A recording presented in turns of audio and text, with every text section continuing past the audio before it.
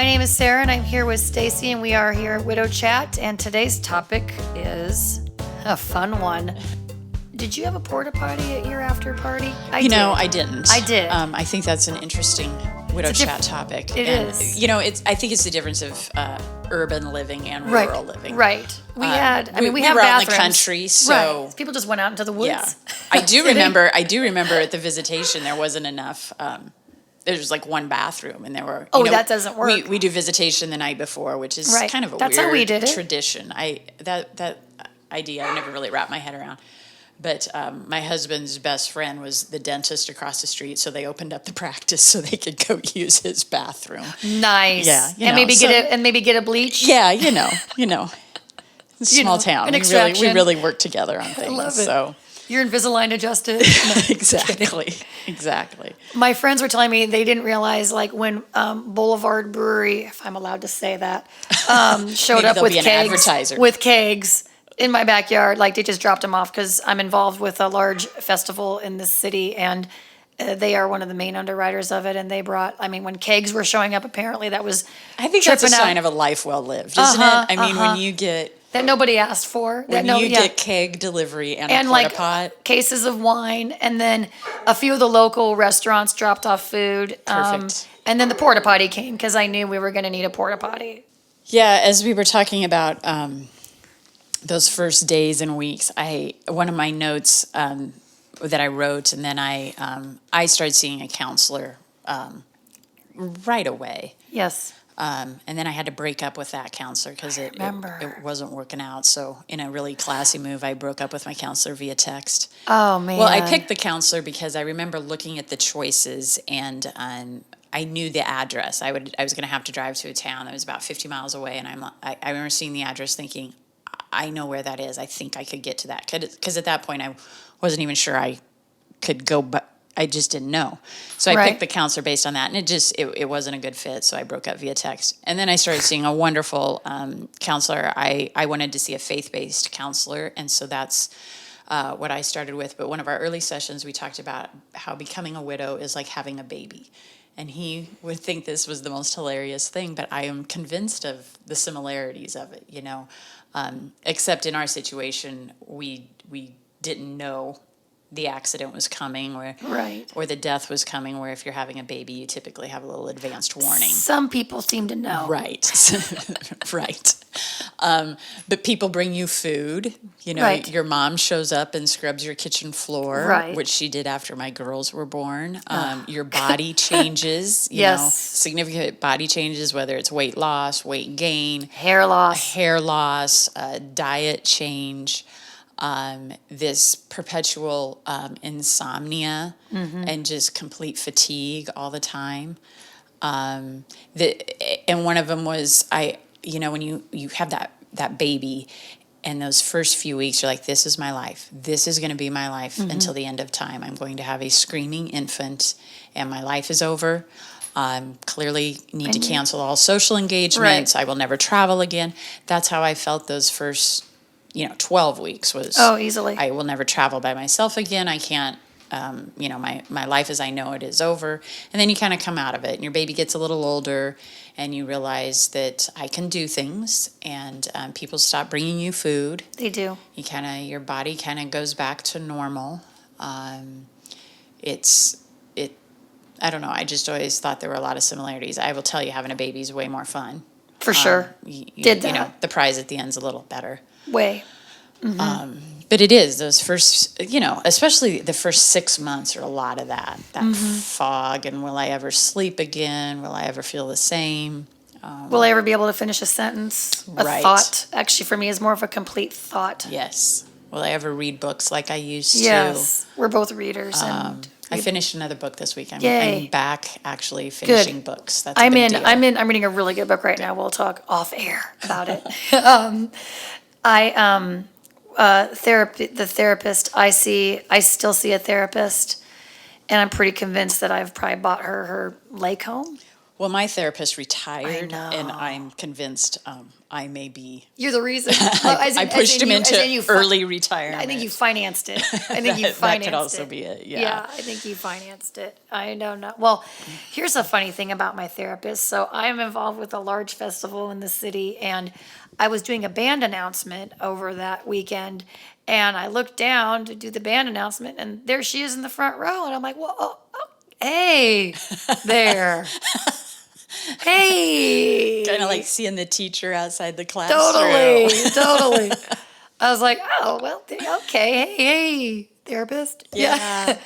But she's great. And I think it's really important that you get your children in as quickly as possible and you in as quickly as possible, because you've got to have someone who understands what you're going through. That wasn't directly connected to it. Exactly. I would call it emotionally vomiting.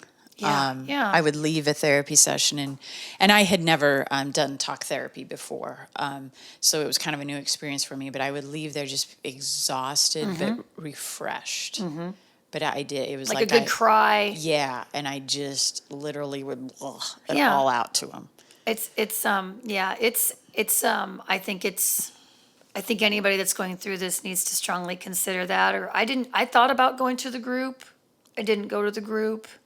And then I wanted to go to that group, that widows group, but it was like 45 minutes away. And I've not heard hide nor hair. I've not heard hide nor hair of that group anymore. So I feel like I'm probably where I need to be right now. Yeah, I didn't have access to group things that worked during the day, which is what I needed. Mm-hmm. I looked into some of the group stuff for my kids, and that freaked them out. They did not want to do that at all. And so they did see a counselor, and I think getting into counseling right away is very preventative. Yes. You don't want to say, well, I'll see how I handle the next 6 weeks, and then I'll give counseling a shot. No. I think you go at it on the front end, get that toolbox filled with the right stuff, and that's going to make the road a lot easier. And don't be afraid to break up with your counselor. No, don't. Totally. I mean, sometimes things just don't work out. I've had a really good luck with mine. Now, my sons broke up with him because apparently he was fine, because after so many months, and I was like, no, we're not breaking up. You can't do this to me. And she's like, yes, we can. And I said, oh, okay. And, I worry more with children, developmentally, like at the sort of, for me, he's starting to, I think, in the very beginning stages of puberty, and I worry that that's when it's going to manifest, and maybe in high school, and then maybe in college. The daddy issues or whatever. I worry about that too. Your girls are really strong. They are, but you don't know what they're thinking about. Yeah, and when that will present itself. And I struggle sometimes, we may have tears at night. Well, I don't know if that's what 15-year-old girls do. I've never had a 15-year-old girl. Is this just adolescent angst, or is this grief? And I have a lot of trouble sometimes distinguishing from it and not panicking of, I better make her a therapy appointment tomorrow. Because my girls aren't in therapy anymore either, because the counselor said, we're solid, we're good, you can check out. And I worry about that all the time.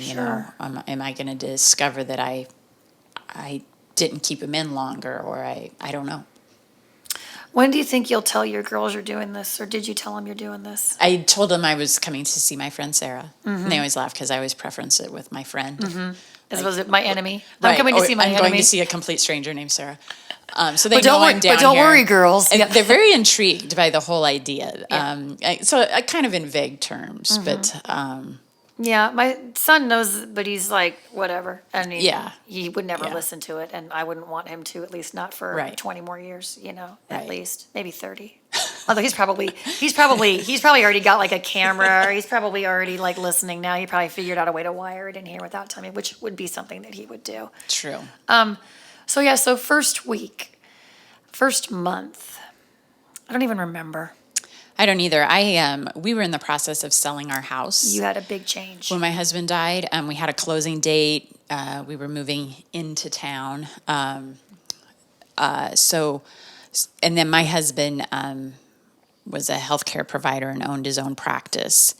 And that had to be sold. In my head, I thought, well, we'll get that done in the next year. But then smarter people around me suggested that is something you would need to do immediately. Mm-hmm. So we had to do a lot of big things right away. Mm-hmm. We had to pack up my house.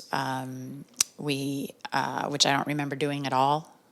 The day before the accident, my husband and I had spent the day packing just like some college things, just kind of going through what do we keep, what do we not keep. And we were college sweethearts, so that was kind of a bittersweet memory now. But we really we had a great day of doing that. And then, so we had the piece of the house, we had the piece of selling the business, and then I had an accident to settle, a wrongful death claim. There wasn't a lawsuit or anything, but there's still just a lot of legal pieces involved with that I didn't know at the time. But how long did that piece take to settle? That probably took 6 to 8 weeks, and That's faster than I thought. It kind of all came to a head the same week. The week of our wedding anniversary was the week we closed on the house, was the week we got an offer on the business, and is the week that I had to make some decisions regarding that wrongful death suit. And that is a lot of living in 1 week. Sure is. The wedding anniversary alone was probably where my focus was. And I call on my board of directors, take care of those other pieces. Smart. So those first 6 to 8 weeks are really just a blur. I still go through things in my closet, in my house, that I didn't put there. Someone else moved us. The high school football team moved us. That's a great story. I love that story. Because when you live in a small town, 3 men in a truck, they're not there. Yeah, they're not there. So the high school football coach called and said, I'm heavily involved with the local schools, and called and said, we're going to move you. And a friend of mine arranged all it, and I would recommend it to anyone in 2 hours. Boom. One house was emptied, the other house, they set it up identical to our old house. Living room and stuff I give was them in the so same. much credit, these boys. Yeah, class act, absolute class act. And I still have yet to find a ding in any furniture. Wonderful. If there is, they're not telling anybody. Right, exactly. So those were my first few months. And I remember we took a family vacation with my husband's family. I remember that. Over Thanksgiving. So that would have been about 4 or 5 months in. And I remember coming home from that and feeling like maybe I had slightly turned a corner. Yes.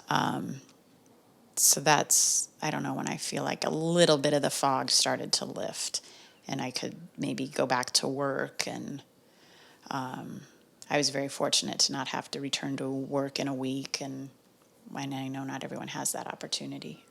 I chose to return to work in a week, and I shouldn't have. I don't even remember it. And I know that there were things, in what I did, it's very detail oriented, and wow, the things I missed, and wow, the things I never missed prior to that, before all of this. Mm-hmm. And that widow brain. and I still have it. Oh, yeah. I still forget things. I don't know if people forget appointments or things, but I still do. It's weird, and I'm not that person. Right. I used to not do that in my previous life, and and it's scary. And when you're getting a text saying, I'm here, and I'm thinking, where? What are you talking about? Mm-hmm. I'm at my house. Remember, we were going to meet for whatever. Mm-hmm. Oh, that happens. That still happens. And it's very unnerving to think, wow, how am I still missing stuff? And I'm almost 1.5 years in. Yeah, I absolutely get that. And then you had touched on all of your big changes in the first weeks. You and I have laughed about what you're, air quotes, not supposed to do in the first year, the big, don't make any big changes in your life in the first year. And I had 2 cars, sold 2 cars, got 2 cars, and I only have 1 driver and then I had a house, bought a house, closed right after Christmas, because that's a good idea. Moved on Valentine's Day, which is even better. And then finally sold the other house in July or August, because it just took a long time to get it on the market, because my husband was a pack rat, and his family, who I'm sure will hear this, who knows this, are pack rats. And so it was hard to release things out into the universe that, So, the things you're not supposed to do, I pretty much did. Yeah, I broke a lot of rules. Apparently, if those are, who set those rules? Because I don't know. I don't know. The same person who abides by the 5 stages of grief rule. Which Remember there is that? none. There's And there not. is no such thing. I know. Elizabeth Kubler-Ross, sorry. Never no, thank you. intended that to be. No, thank you. Right. Yeah.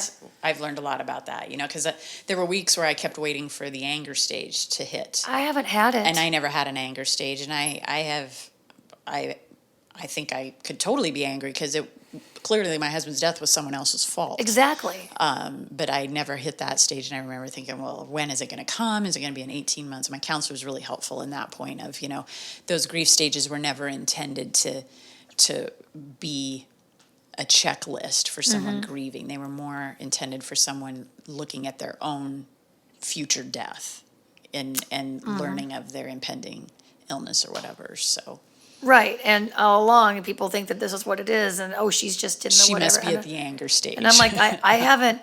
I can say maybe if there's a frustration stage, I could say I'm probably in annoyance. that. I had heavy annoyance Yeah, stage where still everyone have annoyed it. me. Yeah, Still have it. Like sometimes you just look at someone and they're talking to you, and you're just like, I don't even. Yeah, it's like stop. I'm listening to 30% of what you're saying because right now I just can't function. But yeah, one thing too, and I think you and I have discussed this. I mean, we can go on and on and on. Sort of judgments of financials and purchases and I don't know, just lifestyles. right. We both have husbands who took care of things that you're supposed to be taking care of. I am not, living in a $5 million home, and I will never live in a $5 million home. But I do think that, I'm thankful that I'm going through this with enough to be able to live on. And, I probably don't have to work if I don't want to, but I'm going to choose to after I take a little sabbatical here. But the judgment of the money is a little bit unnerving and just, I don't know. I would agree with you very much. I've had a lot of that. And parenting. Parenting choices especially. Parenting choices. And you're in a small town, so people really look at you. Yeah, or just, you might be showered and presentable and out laughing and smiling with friends, and, that's soon. It's soon for you to be doing that. And, overall, I would say very supportive community, but For sure. sometimes those comments, those are the ones you remember and stick out. And it can be really hurtful, and it has helped my daughters and I to be better about not judging others.